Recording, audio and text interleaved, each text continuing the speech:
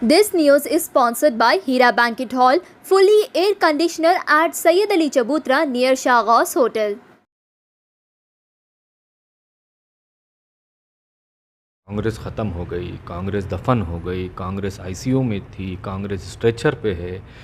मैं उन तमाम लोगों को ये कहना चाहूँगा, अगर आपको वाकई में जानना है कि कांग्रेस ज़िंदा है या नहीं, तो आप जाके उनसे पूछिए जिनका इलाज आरोग्यश्री से हुआ, उनके दिलों में कांग्रेस ज़िंदा है।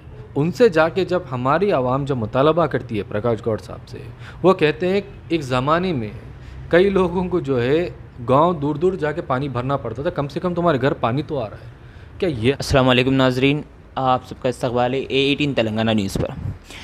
जैसा कि आप सब देख सकते हैं, आज हमारे साथ मौजूद है तेलंगाना सेक्रेटरी और राजेंद्र नगर के एक्टिव लीडर शहाबुद्दीन साहब। शहाबुद्दीन साहब, आपका इस्तकबाल है A18 तेलंगाना न्यूज़ पर। जी शहाबुद्दीन साहब, जैसा कि देखा जा सकता है, एक राजेंद्र नगर जो है बहुत बड़ा एरिया है, मगर अपोजिशन होने के बावजूद कांग्रेस की तरफ से आप इतना एक्टिव है राजेंद्र नगर एरिया में, तो इसका क्या मतलब है कि आप इतना एक्टिव रह रहे हैं बावजूद फिर दूसरे पार्टीज रहने के बावजूद? देखिए, राजेंद्र नगर में हमारे हलक़े में एक्टिव रहना यहाँ की ज़रूरत है और उसके कई सारे वजूहात हैं, क्योंकि 2009 से लेके ये 2022 है, यहाँ पर एक ही एक एमएलए है जो काबिज़ है, जिसका नाम प्रकाश गौड़ है। और उनकी ज़ेर क़यादत में आप देख सकते हैं हलक़े राजेंद्र नगर की क्या हालत है। नारसिंगी म्यूनसिपाल्टी से, गंडीपेट मंडल से, शमशाबाद मंडल से लेकर, अगर आप हमारे हलक़े में 5 डिवीज़न का भी जायज़ा लेंगे, पूरे हलक़े जात का अगर आप जायज़ा लेंगे, तो आपको दिखेगा कि हमारे जो डिमांड्स है, हमारे डिमांड्स कोई एम्प्लॉयमेंट को लेकर या कोई आईटी पार्क को लेकर नहीं है। हमारा हलक़ा पूरे तेलंगाना में एक ऐसा हलक़ा है जहाँ पर हम लोगों की जो डिमांड है वो है बुनियादी ज़रूरियात के ऊपर, जैसा कि रोड हो गए, नल है, लाइट है, ड्रेनेज है। 2022 में भी हमारे यही डिमांड्स हैं। और आप पूरे हलक़े जात का मुआयना करें, आप देखेंगे बल्लागुड़े जागीर की क्या हालत है, आप देखिए राजेंद्र नगर डिवीज़न की क्या हालत है, आप देखिए अत्तापुर डिवीज़न की क्या हालत है, आप देखिए नारसिंगी म्यूनसिपाल्टी की भी क्या हालत है। एमएलए प्रकाश गौड़ का कोई उसमें जो है काम नहीं है, कोई तारीख़ी काम नहीं हुए। हम हलक़े राजेंद्र नगर की आवाम को आज भी बुनियादी ज़रूरतों से जो है हमको जो है दूर रखा गया है। ये हमारा तो अब तो आप एक्टिव है फील्ड पर वगैरह, जैसा राजेंद्र नगर में आप इतना एक्टिव चल रहे हैं कि छोटी सी छोटी बात भी रहे, जैसा गली की भी अगर बात रही, डेनीज लाइन की रहे चाहे नल की रहे, हमने भी कुछ टाइम पहले आपके वीडियोस वगैरह देखे और आवाम में भी सर्वे किया है कि राजेंद्र नगर की आवाम अगर जानती है कांग्रेस से ज़्यादा तो शहाबुद्दीन साहब को जानती है। तो अब अगर आप इख्तिदार में आते हैं, जब नेक्स्ट इलेक्शन रहेंगे, तो आप अगर इख्तिदार में आते हैं तो आपका वर्क ऐसे ही रहेगा, कंटिन्यू रहेगा वर्क?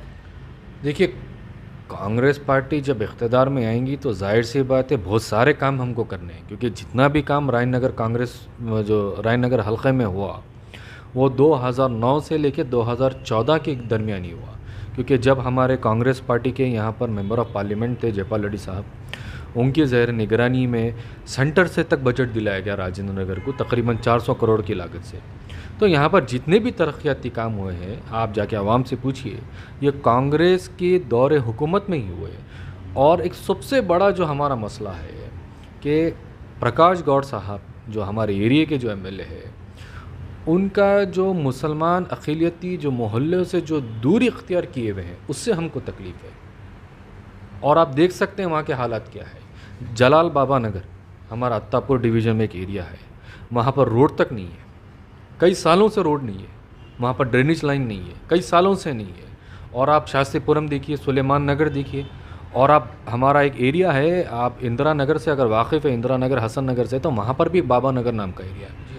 वहाँ पर जो है रोड ड्रेनेज तो छोड़िए, पानी की लाइन जो है, जो नल जो आता है, पानी जो आता है, वो रात के 2 बजे आता है।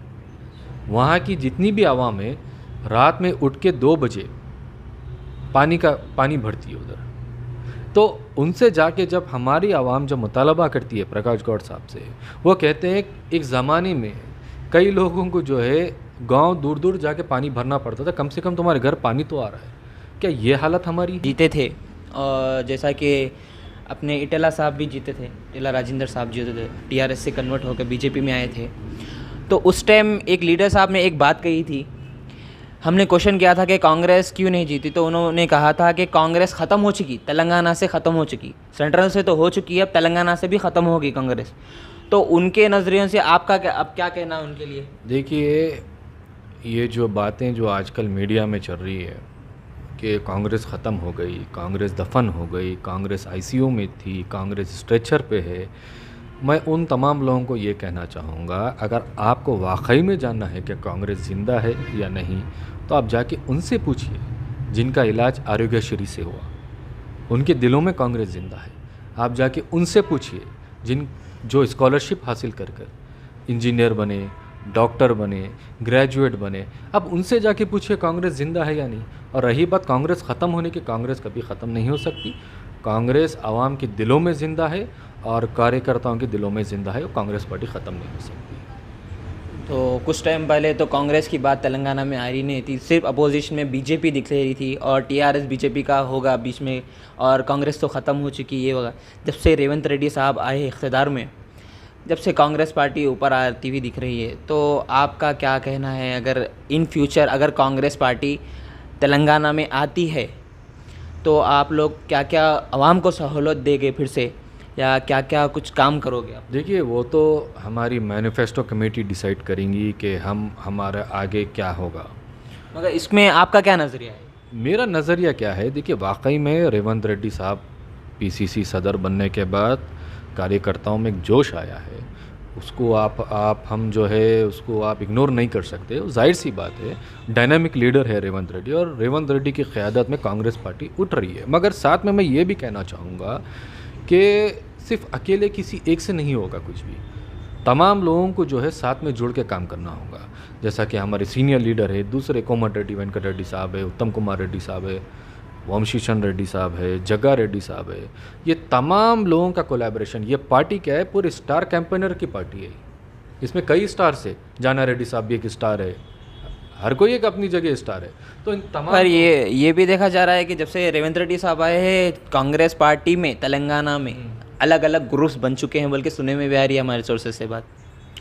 देखिए, अब वो बड़े बड़े लीडर्स की बात है, हम एक कार्यकर्ता है, और ग्रुपिज़म, देखिए, इख्तलाफ होते हैं, आपस में इख्तलाफ होती हैं, फिर आपस में मिलते हैं, ये हर घर का मामला है, हर घर में ये होता है, तो इसमें कोई ख़ास तवज्जो देने की ज़रूरत नहीं है। ये फिर मुझे पूरा भरोसा है कि रेवंत रेड्डी साहब और तमाम सीनियर लीडर कायदीन आपस में मिलकर कांग्रेस पार्टी के लिए मेहनत करेंगे और काम करेंगे।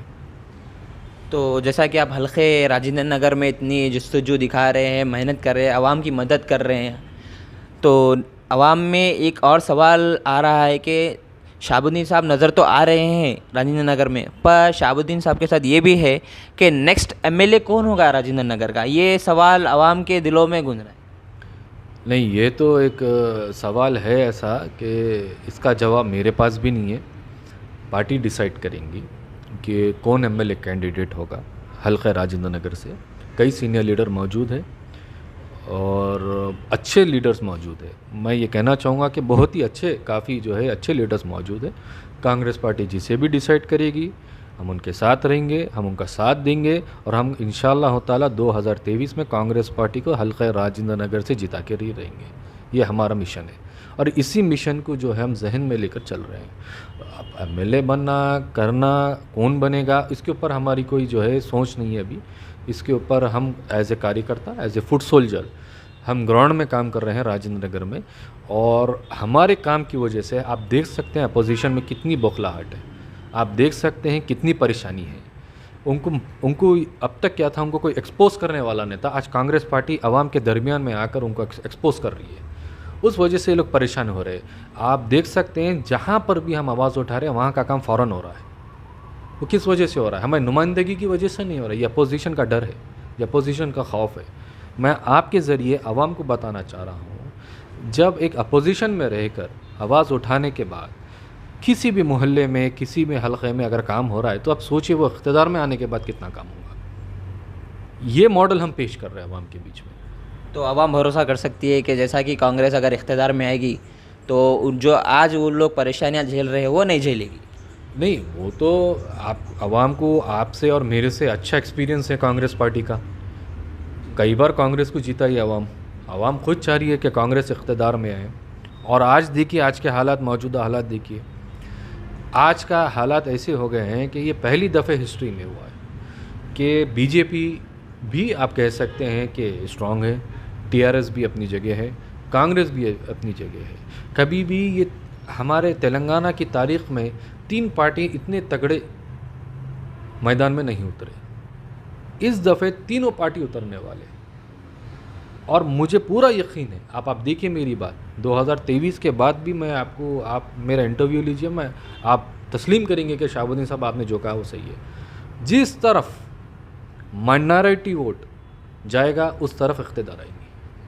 आप ये देख लेना, आप मेरी बात, माइनॉरिटी जिस तरफ। इसलिए मैं तमाम जो भी लोग आते हैं, कोई भी दूसरे हल्का में आते हैं जो हमारे माइनॉरिटी भाई, मैं उनको कहता हूँ कि आज सबसे ज़्यादा तुम्हारी वोट की ज़रूरत है, कांग्रेस हो या टीआरएस रहो, कोई भी पार्टी रहो। इसलिए अपने अपने काम जो है आप लोग आपके हल्के में उनसे करवाइए, क्योंकि ये मौका फिर आने वाला नहीं है। आवाम के जो मसलियात थे उसका बहुत बेहतरी से शहाबुद्दीन साहब ने जवाब दिए है। अब आपके पास इख्तियार है कि आप किसको वोट देंगे और किसको जिताएंगे राजेंद्र नगर हल्के से। अस्सलाम वालेकुम।